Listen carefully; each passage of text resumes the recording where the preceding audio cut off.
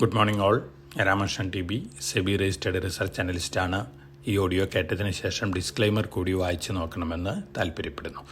ഇന്ന് നമ്മൾ എക്സ്പെക്റ്റ് ചെയ്യുന്നത് ഫ്ലാറ്റ് അല്ലെങ്കിൽ സ്ലൈറ്റ്ലി ബെറ്റർ ഓപ്പണിംഗ് ആണ്. ഏഷ്യൻ മാർക്കറ്റ് സിറ്റുവേഷൻ നോക്കുകയാണെങ്കിൽ ഒരു മിക്സഡ് ട്രെൻഡാണ്. ഏഷ്യയിൽ ജാപ്പനീസ് മാർക്കറ്റുകൾ ഇന്ന് ബെറ്ററായിട്ടാണ് ഓപ്പൺ ചെയ്തിരുന്നത്. പക്ഷേ ജാപ്പനീസ് PM സെപ്റ്റംബറിൽ റിസൈൻ ചെയ്യുകയാണെന്നുള്ളൊരു അനൗൺസ്മെൻറ്റ് നടത്തിയതിന് ശേഷം ജാപ്പനീസ് മാർക്കറ്റുകൾ സ്ലൈറ്റ്ലി വീക്കായിട്ടാണ് ഇപ്പോൾ ട്രേഡ് ചെയ്യുന്നത്.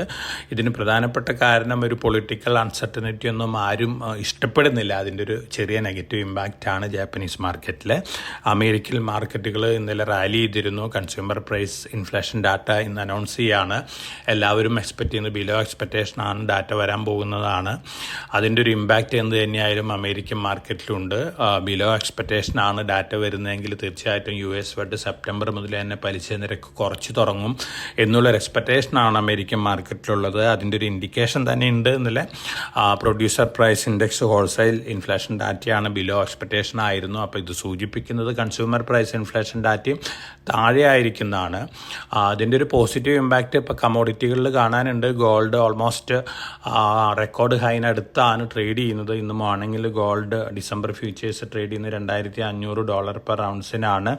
മറ്റ് കമ്മോഡിറ്റികളെല്ലാം തന്നെ സ്ലൈറ്റ്ലി ബെറ്റർ അല്ലെങ്കിൽ ഫ്ലാറ്റ് ട്രേഡിംഗ് ആണ്. ഇന്ന് മോർണിംഗിൽ അമേരിക്കയിൽ US ഫെഡ് ഇൻട്രസ്റ്റ് റേറ്റ് കുറച്ച് തുടങ്ങുകയാണെങ്കിൽ തീർച്ചയായിട്ടും പോസിറ്റീവ്ലി ഇമ്പാക്റ്റഡ് ആവാൻ പോകുന്ന ഗോൾഡാണ്.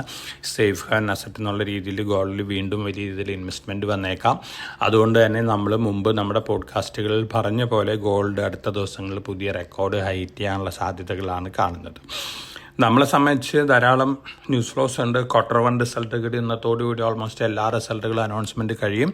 Q1 റിസൾട്ട് പെർഫോമൻസിനനുസരിച്ചുള്ളൊരു ഇമ്പാക്റ്റാണ് നമ്മൾ മാർക്കറ്റിൽ എക്സ്പെക്റ്റ് ചെയ്യുന്നത്.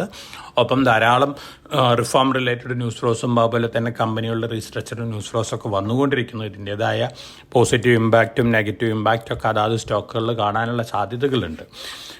നമ്മളിനി പൊതുവെയുള്ള സ്റ്റോക്സ് സ്പെസിഫിക് ന്യൂസ് ഫ്ലോസ് നോക്കുകയാണെങ്കിൽ Reliance infrastructure Anil Ambani group കമ്പനിയാണ്. റിയൽ എസ്റ്റേറ്റ് സബ്സിഡിയറിയും കൂടി ഫോം ചെയ്തിരിക്കുകയാണ്. കാരണം റിലയൻസ് ഇൻഫ്രയ്ക്ക് ധാരാളം റിയൽ എസ്റ്റേറ്റ് അസറ്റ് ഉണ്ട്. അനിൽ അംബാനി ഗ്രൂപ്പുകൾക്ക് ഒരുപക്ഷെ ഈ റിയൽ എസ്റ്റേറ്റ് അസറ്റൊക്കെ പുതിയ സബ്സിഡിയറിയിലേക്ക് മാറ്റാനുള്ള ചാൻസസ് ഉണ്ട്. റിലയൻസ് ഇൻഫ്രനെ സംബന്ധിച്ച് വേഴ്സ്റ്റ് സീംസ് ഓവറാണ്. റിലയൻസ് പവറും റിലയൻസ് ഇൻഫ്രനെയും സംബന്ധിച്ച് ലോങ് ടൈമിലേക്ക് റിസ്ക് എടുത്ത് മാർക്കറ്റിൽ ഇൻവെസ്റ്റ് ചെയ്യുന്ന ഡെലിവറി ഇൻവെസ്റ്റേഴ്സിന് കൺസിഡർ ചെയ്യാവുന്ന ഒരു സ്റ്റോക്കാണ് റിലയൻസ് ഇൻഫ്രാസ്ട്രക്ചർ. ONGC വളരെ അഗ്രസീവായിട്ട് റിന്യൂവബിൾ എനർജി അസറ്റുകൾ അക്വയർ ചെയ്യാനുള്ള നീക്കത്തിലാണ്. ONGCനെ സംബന്ധിച്ച് സ്ലൈറ്റ്ലി പോസിറ്റീവാണ്. അതോടൊപ്പം തന്നെ Morgan Stanley Adani group of കമ്പനികൾക്ക് റെസ്ട്രിക്ഷൻ ഉണ്ടായിരുന്നു ഇൻഡെക്സുകളിലൊക്കെ ഉൾപ്പെടുത്തുന്നതിന്.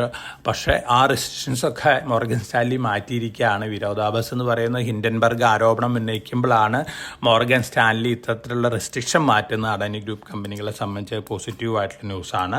63 മൂൺസ് വളരെ ഫേമസ് ആയിട്ടുള്ള ഒഡിൻ സോഫ്റ്റ്വെയറും റിലേറ്റഡ് ബാക്ക് ഓഫീസ് സോഫ്റ്റ്വെയറുകളൊക്കെ സെല്ലിയാണ്. Synapse Wave Innovations Private Limited എന്ന് പറയുന്ന കമ്പനിക്കാണ്. 63 മൂണിനെ സംബന്ധിച്ചൊരു core cyber security related company ആവാനുള്ള പ്ലാനുകളാണ്. അതോടൊപ്പം തന്നെ Black Box Limited data center രംഗത്തുള്ളൊരു കമ്പനിയാണ്. ധാരാളം പോസിറ്റീവ് ന്യൂസ് ഫ്ലോസ് വന്നുകൊണ്ടിരിക്കുന്നുണ്ട്. ലോങ് ടൈം പോയിന്റ് ഓഫ് വ്യൂവിൽ ഈ സ്റ്റോക്ക് മുന്നേറാനുള്ള ചാൻസസ് കൂടുതലാണ്. ഓപ്പൺ ടാക് ഇൻഫോസെക് ലിമിറ്റഡ് നമ്മൾ മുമ്പ് റെക്കമെൻഡ് ചെയ്തിട്ടുള്ള സ്റ്റോക്ക് തന്നെയാണ്.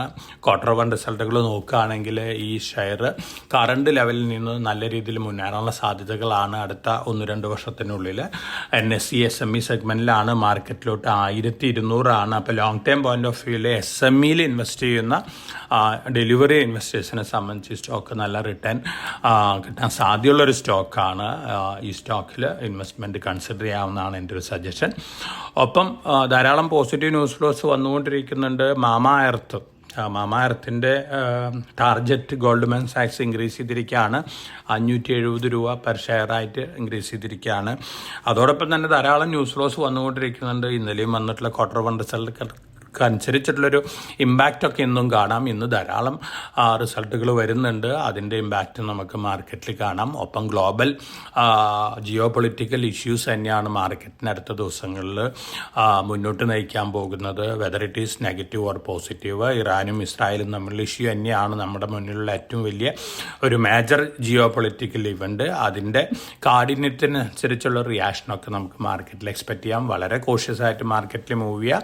നമ്മൾ റെക്കമെൻഡ് ചെയ്തിട്ടുള്ള സ്റ്റോക്കുകൾ ലോങ് ടേം പോയിന്റ് ഓഫ് വ്യൂവിൽ മാർക്കറ്റ് താഴെ വരുമ്പോൾ വാങ്ങാനുള്ള ഡിസിഷൻ എടുക്കുക. ഒപ്പം നല്ല മാർക്കറ്റ് അപ്പോർഡ് മൊമെൻറ്റത്തിൽ നല്ല പ്രോഫിറ്റബിലിറ്റി ഉള്ള സ്റ്റോക്കുകൾ പ്രോഫിറ്റ് ബുക്ക് ചെയ്യാനുള്ള ഡിസിഷൻ എടുക്കുന്നതും നന്നായിരിക്കും. എല്ലാവർക്കും നല്ലൊരു ട്രേഡിൻ്റെ ആശംസിച്ചുകൊണ്ട് ഞാൻ ഇന്നത്തെ പ്രീ മാർക്കറ്റ് കമൻറ്റോട് അവസാനിപ്പിക്കുകയാണ്. Thank you.